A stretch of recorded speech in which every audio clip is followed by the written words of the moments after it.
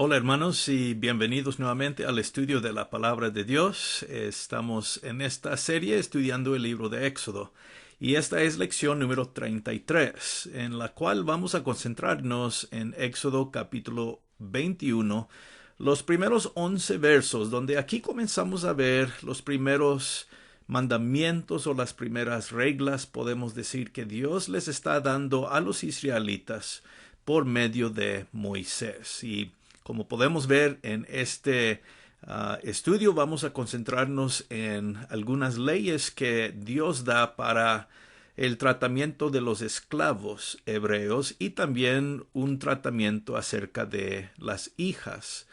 Vamos a hablar de estas dos ideas o estas dos partes en esta primera parte de nuestro estudio. Vamos a entrar en el texto como siempre hacemos y vamos a ver lo que se dice aquí.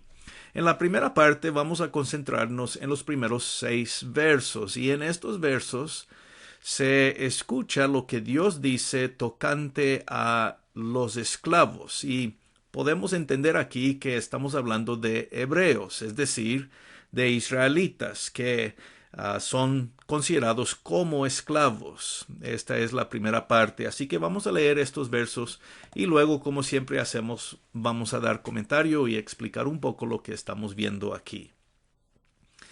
Dice los versos 1 al 6, estas son las leyes que se les propondrás, perdón.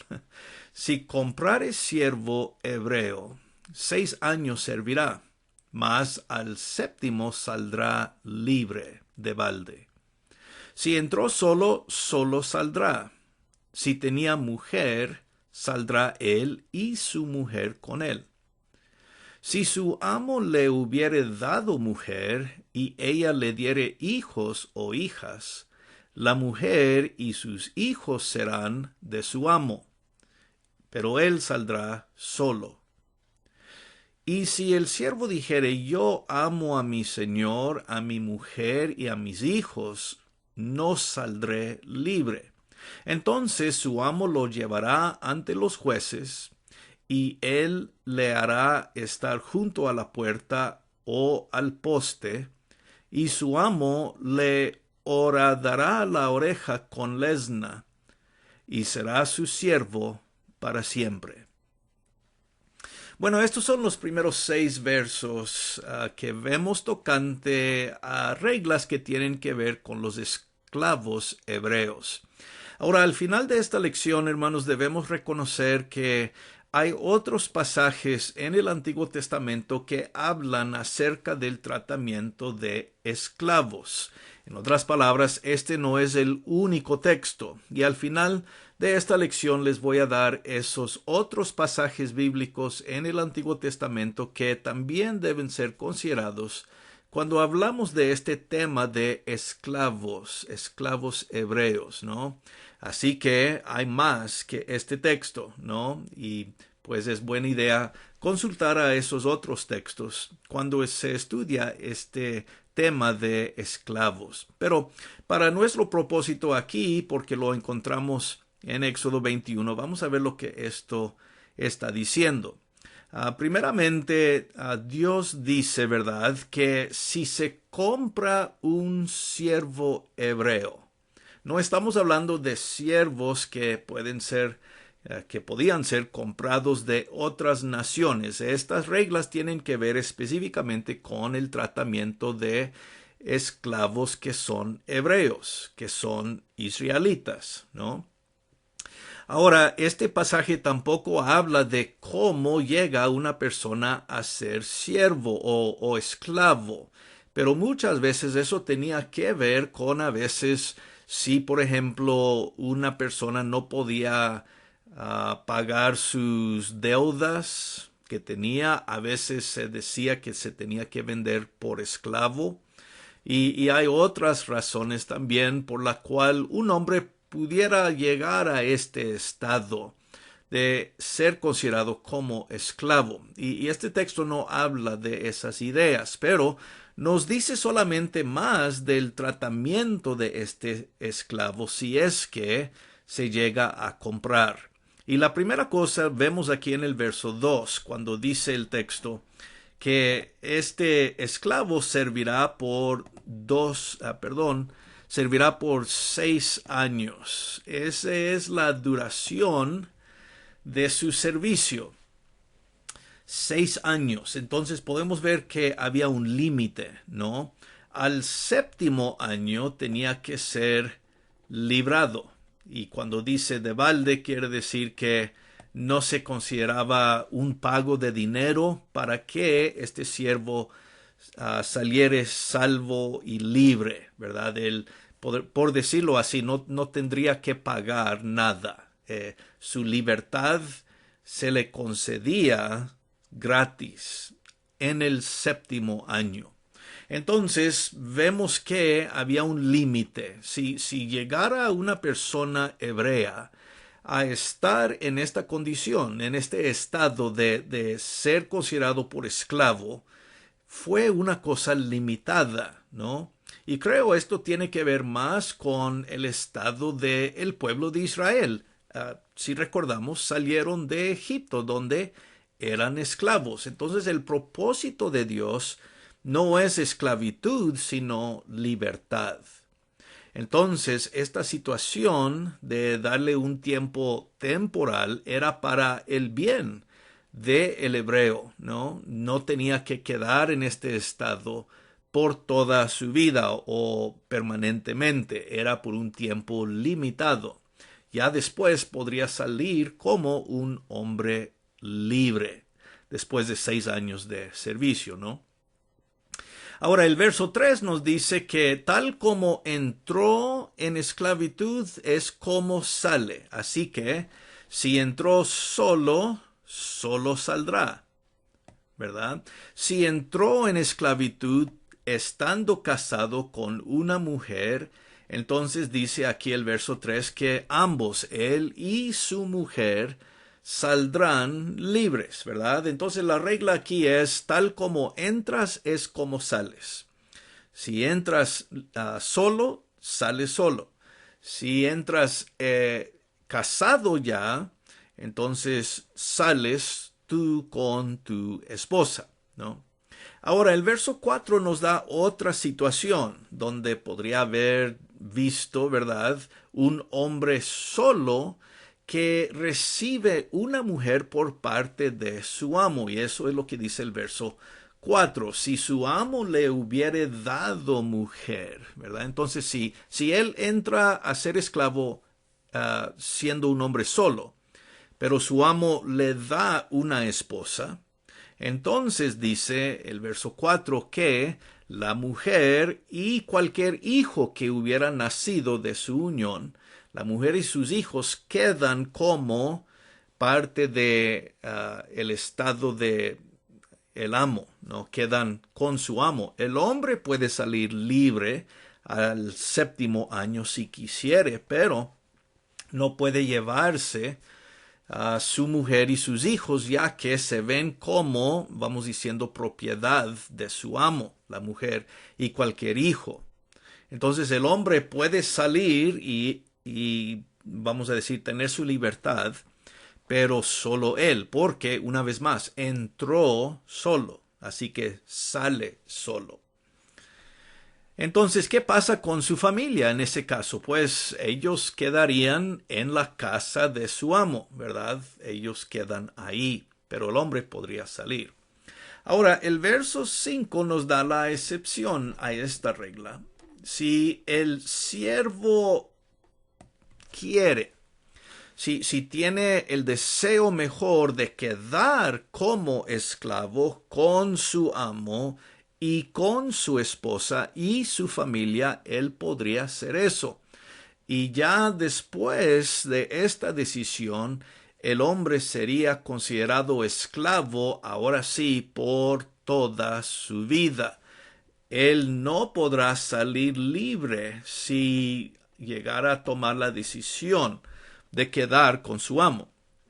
Y tiene sentido, ¿no? Si un hombre durante los 6 años sirve a su señor y el señor le da esposa, él tiene hijos, es muy probable que el hombre va a querer quedar, pero es importante ver que hay este cambio, o no cambio, más bien podemos decir esta limitación de quedar con su amo como su siervo, quedar casado con su esposa, tener sus hijos, pero esto ya sería un estado de vida.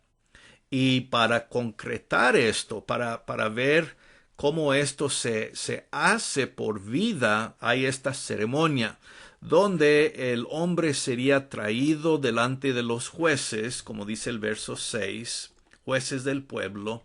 En otras palabras, es una ceremonia oficial. Y lo que se haría era que se ponía el hombre siervo junto de el poste de la casa de su amo, y pues se le ponía una parte, una herramienta de hierro en su oreja aquí, y pues se le pegaba, ¿verdad?, para hacer un hoyo en su oreja. Y de esa forma se marcaba el hombre como un siervo de vida, ¿no? Y eso es lo que dice el verso 6. El hombre, juntamente con su familia, será siervo para siempre en ese caso. Entonces, era su opción en esa situación. Si prefiere, puede quedar. Si no, él sale, pero tiene que salir solo. O quedar y quedar para siempre como esclavo, con su familia, ¿verdad? Ahora, como digo, hermanos, lo que es importante ver aquí es que se ponían estas reglas para asegurar un buen tratamiento de hebreos que tendrían que ser esclavos. No se debería abusar de ellos. Tenían límites, su tiempo de servicio, en el caso que tendrían familia, ¿verdad? Hay reglas para todo esto, para asegurar, una vez más, y esa es la parte importante, asegurar un buen tratamiento aún de los esclavos, ¿verdad? Y por eso se dice estas palabras aquí. Y como digo, en los otros textos que les voy a dar, pues se puede estudiar un poco más de este nivel en la sociedad. Otra vez, el propósito de Dios es asegurar que hay un buen tratamiento de personas que aún son considerados por esclavos, ¿no? Muy bien, vamos a ver lo que sigue pues en esta sección, los versos 7 al 11, donde se habla del tratamiento de hijas. Ahora, lo que debemos mencionar aquí es que el lenguaje se usa de siervos también, como en los versos 1 al 6. Por ejemplo, aquí el verso 7 dice, si un hombre considera vender su hija por sierva, ¿verdad? Entonces, esta palabra aquí se puede malentender porque se puede pensar que se está hablando, como en la sección anterior, de una hija vendida por esclava. Y no es ese el caso, aunque aquí la palabra suena como si estuviera hablando de esclava, ¿verdad? Pero más bien estas reglas son para las mujeres dadas en matrimonio. Y se usa la palabra sierva para quedar con esa idea en el Antiguo Testamento de que un hombre era a cargo de su mujer. Ella, en cierta forma, podemos decir, servía a su esposo, no por esclava, pero sí un tipo de servicio matrimonial entre la mujer y el esposo. A veces se podía considerar un esposo amo de su mujer, ¿verdad? No tanto como propiedad exactamente, pero en esta relación de él tener la autoridad sobre ella. Y por eso se usa la palabra sierva, pero esto debemos tener mucho cuidado al pensar que estamos hablando de esclavas como en la sección anterior. No es ese el caso aquí. Más bien es para demostrar su posición. Ella es sumisa a su esposo. Él es amo de ella, hablando de su autoridad en final, ¿no? Y es muy importante ver esta distinción aquí, porque otra vez, al leerlo solamente así, pareciera que aquí se está hablando de un hombre que decide vender su hija por esclava a alguien más, y no es el caso. Cuando una mujer se casaba, el varón con el cual se estaba casando, normalmente pagaba un precio como en consideración para poder casarse. Y esa es la idea aquí. Siempre se le pagaba algo al padre de la mujer o de su hija para que ella entrara en matrimonio. Era parte de la cultura, y no solamente de la cultura hebrea, pero de otras culturas también. Entonces, estas reglas tienen que ver con mujeres que se casan, hijas que se dan en casamiento. Esa es más la idea aquí. Bueno, el verso 7 dice, si algún hombre vendiere su hija por sierva, es decir, por mujer en matrimonio a un hombre, quien servirá como su amo, su esposo, dice, no saldrá ella como suelen salir los siervos. Y ahí está la diferencia. Este estado de una mujer dada en matrimonio no es igual al estado de un hombre esclavo. Son dos cosas distintas. La hija o la mujer aquí tiene ciertos derechos, y estos derechos son derechos de o una hija, número uno, o una esposa, número dos, o tres, una mujer libre, ¿no? Entonces es muy diferente que ser considerada ella como un hombre esclavo. Y ese es el propósito aquí, para asegurar que las mujeres son tratadas con dignidad, que son tratadas con privilegios y derechos, para no abusar de ellas tampoco, ¿verdad? Entonces vemos que esta parte de la ley de Dios es para asegurar un buen tratamiento de hijas, de esposas, de mujeres, ¿no? Y esa es la parte importante. Así que no se le trata a ella como se le tratan a los esclavos, verso 7. Y esa es la parte aquí muy, muy importante. Ahora, verso 8. Si ella no agradare a su señor, es decir, a su esposo, por lo cual no la tomó por esposa, se le permitirá que se rescate, y no la podrá vender a pueblo extraño cuando la desechare. Ahora voy a detenerme aquí en el verso 8 para dar explicación. Aquí, si no agradare a su señor, ¿verdad? Hablando de su esposo, su señor aquí significa su esposo. Si su esposo no está contenta con ella, ¿verdad? Vamos a decir, es lo que dice aquí. Y él decide no mantenerla por esposa, él podría decir al padre de la mujer, ¿verdad? Que él podría comprarla de nuevo. Entonces el padre de familia, el padre de la mujer, podría decir, yo voy a rescatar, entre comillas. Esta palabra es muy importante porque rescate aquí significa comprar de nuevo, es pagar un precio para redimir. Así que a veces, dependiendo de la traducción, se habla de esto como redimir o rescatar. Y las dos ideas son iguales, que se da un pago para obtener de nuevo. Y si el caso era así, el padre tenía la opción de pagarle un precio, ¿verdad?, al que recibió a su hija por esposa, y se le devuelve al padre. Ella vuelve a la casa de su padre con todos los derechos nuevamente de ser hija de su padre en su casa nuevamente, ¿no? Y dice también esta limitación que el esposo no podrá vender la mujer a alguien fuera de la familia de su padre.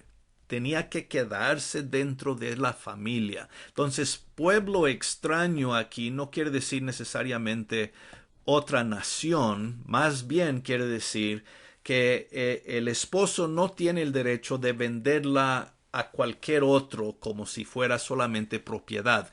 Tiene que ser regresada a su familia de origen, ¿no? Otra vez, conservando la dignidad de la mujer, vamos a decirle el respeto que se le merece a una hija.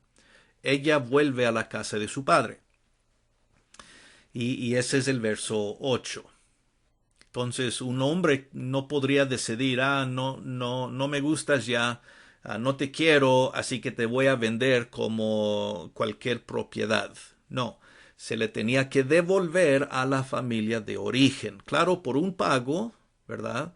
Pero se le debería guardar para su familia de origen. Otra vez, protegiéndola es el punto.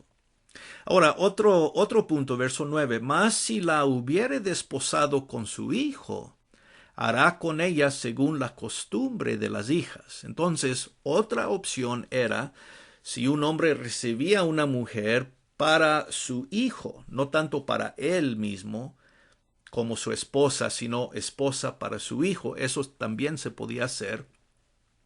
Entonces estamos hablando aquí de un caso de, vamos a decir, un hombre que quiere encontrar mujer para su hijo, ¿no? Ella va a ser tratada no como el esposo del hombre, pero como hija dentro de su casa.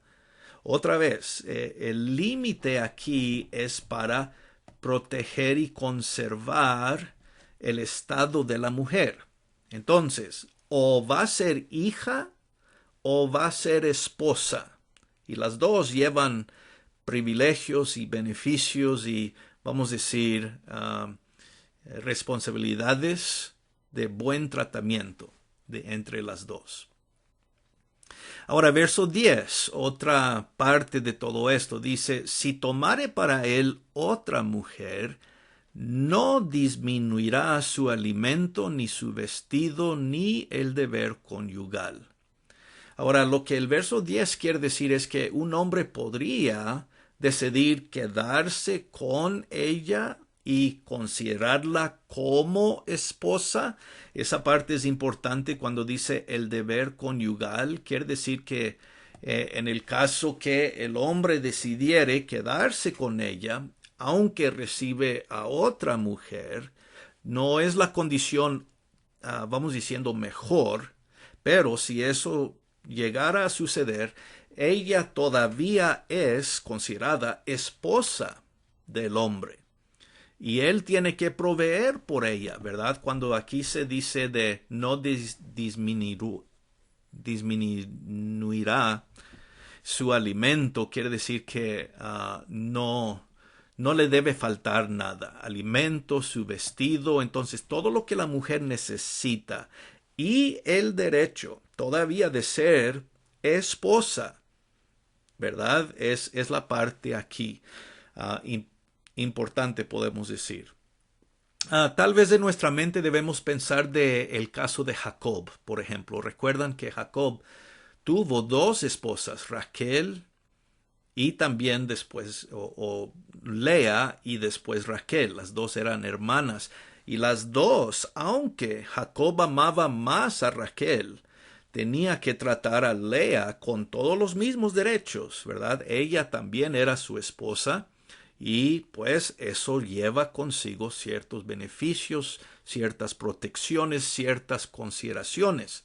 Se tiene que cuidar a la mujer como esposa o se debe tratar a la mujer como hija dentro de su casa. Las dos cosas son, otra vez, para un buen tratamiento de las mujeres. Y la última opción que vemos aquí en el verso 11 es si ninguna de estas tres cosas hiciere para ella. En otras palabras, si el hombre decide no quiero quedarme con ella como esposa Y en el caso que el padre no la compra de nuevo para ser parte de su familia, como se le dio consideración al principio al padre, ¿verdad? La mujer puede salir, dice, de gracia, sin dinero. En otras palabras, no se le tiene que pagar nada a su esposo. Ella sale libre, totalmente independiente de su esposo, quien era, y de su padre, quien no quiso pagar el precio para rescatarla por cualquier razón. La mujer sale como mujer libre, no como cualquier propiedad, pero como una mujer independiente, solamente ella con todos los derechos de ser una mujer libre, ¿verdad? No casada, y no tanto vamos a decir divorciada, pero como una mujer simplemente libre, una mujer soltera. Entonces, esos tres eran las, podemos decir, limitaciones, ¿no? Mujer, esposa, con sus privilegios y derechos, hija de igual forma o mujer libre, ¿verdad? Y estas son la forma en que aquí la ley de Dios comienza. Muy interesante estas cosas. Ahora, ¿qué significan estas cosas para nosotros? Porque en verdad vemos que eran leyes para Israel. Estas cosas, pues obviamente no se aplican a nosotros hoy en día, pero demuestran algunos principios de estas leyes que son importantes ver. Número uno, las leyes para los esclavos demuestran la importancia de respetar la vida humana. El nivel más bajo en la sociedad, ese de ser esclavo, tenía protecciones, tenía límites. En otras palabras, Dios quiere proveer para todos los diferentes estados en la sociedad hasta el más bajo. En otras palabras, Dios se preocupa por aún, vamos diciendo, los más bajos en estado social en Israel. No quiere dejar a nadie fuera de protección y de cuidado, aún los esclavos, ¿no? Número dos, vemos que había un límite a este estado, demostrando una vez más que la vida de un esclavo no era para siempre, por lo menos no era el diseño. Dios había hecho a Israel libre, entonces lo que Él desea para su pueblo siempre es libertad, no esclavitud. Y pues otra vez esto demuestra algo importante en el carácter de Dios. Número tres, como vimos, las hijas podrían ser abusadas o más bien alguien se podría aprovechar de ellas en cualquier sociedad. Entonces Dios da estas reglas que demandan un tratamiento justo de las mujeres al ser o esposas, hijas o mujeres libres con todos sus derechos. Otra vez demuestra cómo Dios está preparando a su pueblo para un buen tratamiento de aquellos que podrían ser abusados, esclavos o de mujeres en diferentes situaciones. No, Dios quiere proveer para ambas clases y otra vez, muy importante. Como dije antes, hay otros pasajes bíblicos que tienen que ver con el tratamiento de esclavos, principalmente, también otros que tienen que ver con el tratamiento de las mujeres. Vamos a estar viendo algunos de estos, pero en el caso de los esclavos pueden consultar a otros pasajes como Deuteronomio capítulo 15 versos 12 al 18, Levítico 25 versos 39 al 43 y Jeremías 34 versos 8 al 22. Estos son textos donde más se hablan también de los esclavos. Y finalmente, número 5, el propósito de la ley de Dios siempre era para guiar y bendecir la vida de su pueblo Israel, para que ellos podrían andar justamente con Dios y en armonía unos con otros, ¿verdad? Entonces, todo esto es para el beneficio del pueblo de Dios. Dios quiere poner estas reglas para que ellos sepan cómo deben vivir unos con otros y bien delante de Dios. Muy bien, hermanos, pues espero que esta lección nos ayude a ver estos principios. Vamos a dejar nuestro estudio aquí. Por el momento, espero que estén todos muy bien, como siempre. Reciban un gran saludo y nos veremos en la próxima lección, Dios mediante. Hasta entonces, gracia y paz.